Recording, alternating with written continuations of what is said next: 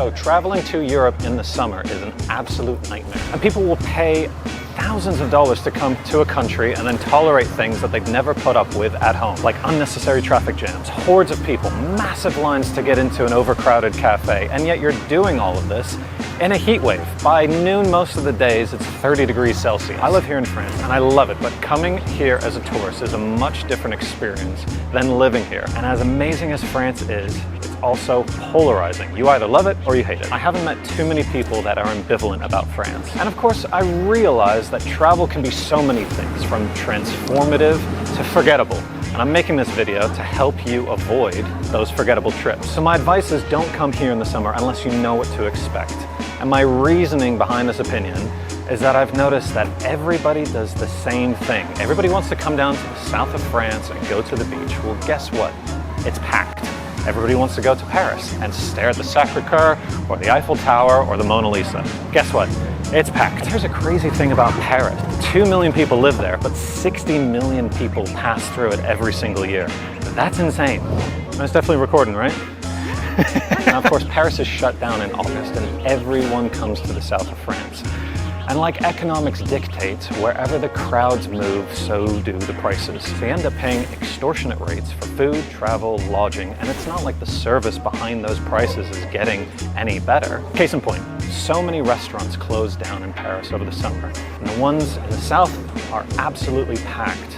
But of course, the locals down here want to take a holiday as well, even if they're in a holiday destination. And if they are open, it'll be the newbies or skeleton crew working for them, so you won't get the best service. Again, this is an overgeneralization, but overall, it's something to be aware of before you come here to the south of France or Paris. The only way to find out if your favorite restaurant or cafe is open is to go onto their social media page. Google Maps, Google Research doesn't always update the hours of a restaurant. What makes a great holiday in my eyes? It comes down to wanting to feel like a local. I want to feel welcomed and get the city underneath my skin.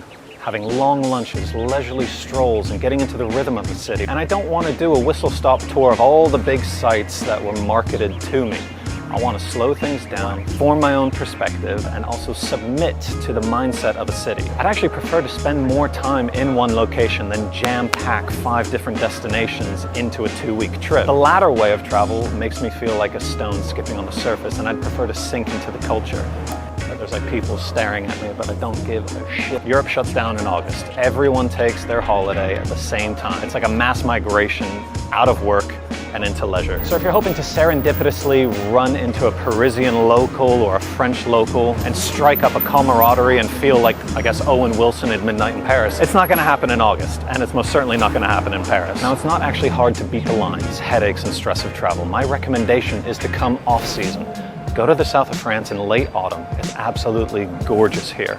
And almost no tourists. Same for Paris. You're more likely to feel welcomed by the locals in autumn and get that rhythm of the city underneath your skin. Travel to me has become almost too effective in its marketing. I love the social media accounts that actually call out locations that have been embellished and oversold. Some comparisons between expectations and reality are absolutely hilarious.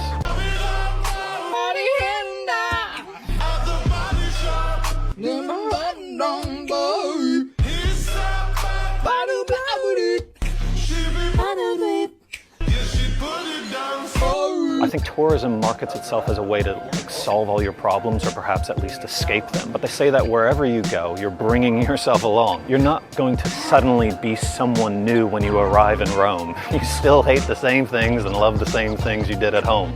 Our tours will take you to the most beautiful places on earth. Hike the cliffs of the Amalfi Coast.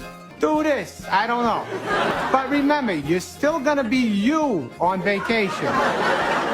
If you are sad where you are, and then you get on a plane to Italy, to you in Italy will be the same sad you from before, just in a new place. Does that make sense? I want to be very clear about what we can do for you. We can take you on a hike. We cannot turn you into someone who likes hiking. I feel like we're all searching for the same thing, a feeling of belonging or closeness with a new culture. And in order to achieve that, you'll need to do the opposite of what everybody is doing. Don't follow the crowds. experience. That real thing, that real emotion isn't going to be offered up to you easily. If it was, everybody would want to do it, and that erodes that feeling entirely. Travel marketing still dangles that carrot of you're going to be someone new when you arrive to a new location. If you follow the pack, it leads to a mediocre experience, and that could be said for life as well. If you can travel to France in early spring or late fall, it's incredible. Don't get caught up with the stream of popularity and forge your own path instead. I hope some of that helped. I'll chat to you guys soon. Peace. Getting there. How does it look on the frame, Lyle? Looks great. All looking good? Looking good? How's the moneymaker? We good? All good? All right.